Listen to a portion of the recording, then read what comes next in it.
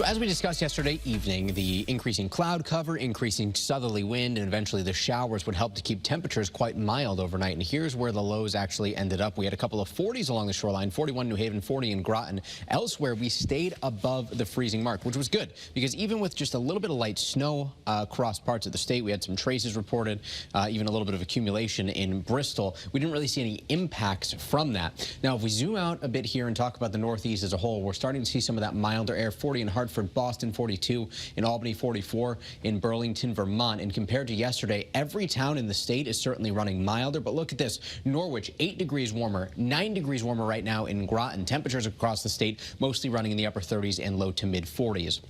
We're still zoomed in on the quiet corner with First Alert Live radar, tracking these light showers from Eastford to Woodstock, moving into Thompson. These are just light rain showers, really no big impact here. And even outside of where the rain is actively falling, it's still foggy and cloudy, a bit dreary. First Alert Futurecast showing the clouds lingering around for the next few hours. We could see a few breaks of sun just before sunset tonight. And here's the showers offshore later on this evening, moving away from us. We are dry as we get into the start of the day tomorrow, and we're anticipating quite a bit of sunshine tomorrow.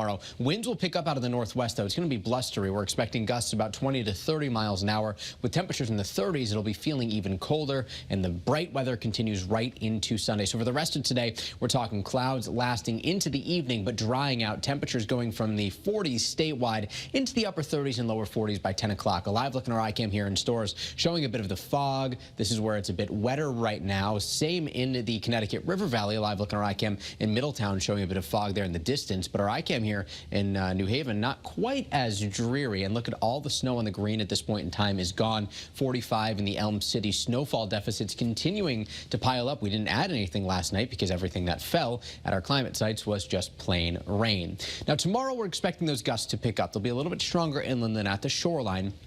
But either way, it's the wind direction here, northwesterly, pulling that colder air in. The combination of the temps in the 30s and the wind will make it feel at the shoreline perhaps like the lower 30s, but certainly a little bit colder inland. Here's a snapshot of wind chills at 7 p.m. tomorrow evening. So if your Saturday evening plans take you out, bundle up because it'll be feeling more like the teens, perhaps even some single digits across the northwestern part of the state. On the First Alert 7-day forecast here, we're blustery. Temps down to around 20 degrees to start the day off on Sunday. But by Sunday afternoon, we recover into the lower 40s. Still breezy out there, just not as windy as Saturday. And then look at the temperature trend here as we get into the start of next week. 48 along the shoreline Monday, 50 inland, even a little bit milder Tuesday. We still could see a shower early Monday. It appears to be very isolated. Tuesday, mostly cloudy but dry. Wednesday, even warmer with the risk for some rain. And then late next week, we see a cold front, and that could push temperatures back down, albeit briefly, because the 8 to 14-day temperature outlook, this would be March 1st through the 7th, still favors temperatures to be running above average. So, Kara, we get this taste of spring,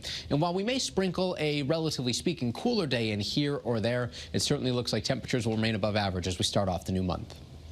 Mike, thanks. Well, Channel 3